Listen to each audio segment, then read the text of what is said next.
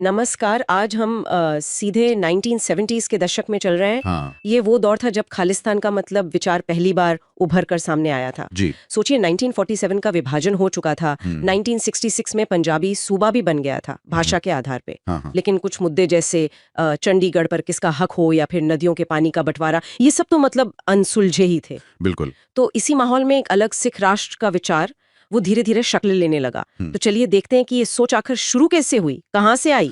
हाँ, और इसमें सबसे दिलचस्प बात यह है कि ये विचार सबसे पहले भारत में नहीं पनपा। अच्छा। हाँ, ये विदेशों में बसे सिख प्रवासियों के बीच ज्यादा उभर कर आया। हाँ। खास तौर पर यूके, कनाडा और अमेरिका जैसे देशों में।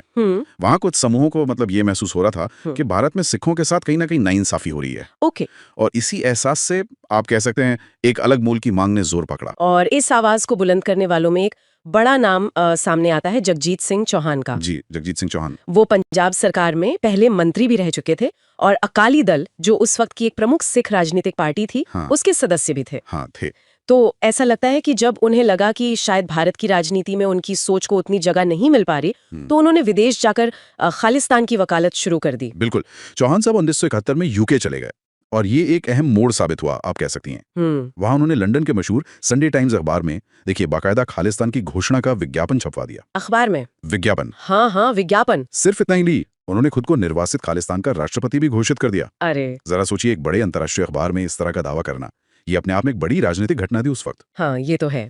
और ये सिलसिला यही नहीं थमा, शायद अमेरिका भी गए थे वो। जी हाँ, अमेरिका जाकर वॉशिंगटन डीसी में उन्होंने खालिस्तान के नाम के सांकेतिक मतलब सिंबॉलिक करेंसी नोट और पासपोर्ट तक जारी कर दिए। अच्छा, करेंसी नोट और पासपोर्ट भी? हाँ, अब भले ये सब सिंबॉलिक था, इसकी कोई असल कानूनी हैसियत तो थी नहीं, वो तो नहीं होगी। लेकिन इसने दुनिया भर का ध्यान खींचा।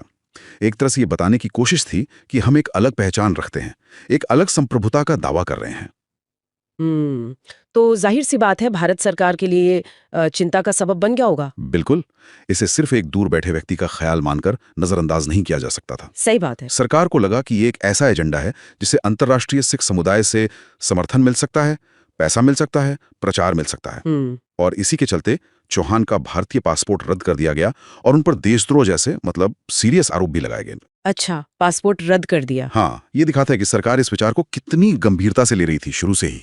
तो मतलब 1970 के दशक के खत्म होते होते खालिस्तान का विचार पंजाब के अंदर जमीन पर कोई बड़ा जन आंदोलन तो नहीं बन पाया था? नहीं, उस वक्त तक तो नहीं।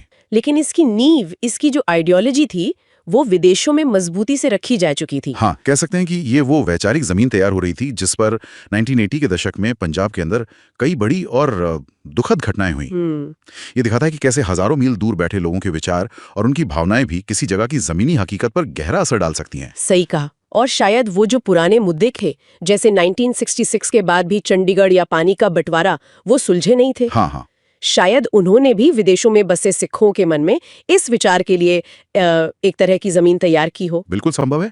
उन अनसुलझे मुद्दों ने शायद इस असंतोष को और बढ़ाया हो। तो संक्षेप में कहीं पर 1970 का दशक वो समय था जब खालिस्तान की सोच ने विदेशों में बसे सिख समुदाय के एक हिस्से में मतलब जड़ें पकड़ी। जगजीत सिंह चौहान जैसे लोगों ने इसे अंतर्राष्ट्रीय मंच दिया। हाँ, आवाज दी। और भारत सरकार की चिंताएं बढ़ी। बिल्कुल। और ये हमें सोचने पर मजबूर करता है ना कि कैसे कोई विचार जो भौगोलिक रूप से अपनी जमीन से इतना दूर पैदा हुआ हो, न सिर्फ जिंदा रह सकता है बल्कि वापस आकर जमीनी हकीकत को प्रभावित करने की ताकत भी रख सकता है। आज की इस कनेक्टेड दुनिया में ये प्रवासी समुदायों की ताकत और पहचान की राजनीति के बारे में हमें क्या सिखाता है, ये एक अहम सवाल है। Hey buddy, it costs you nothing to subscribe to our channel. Also, like and share with your friends and family. Thanks.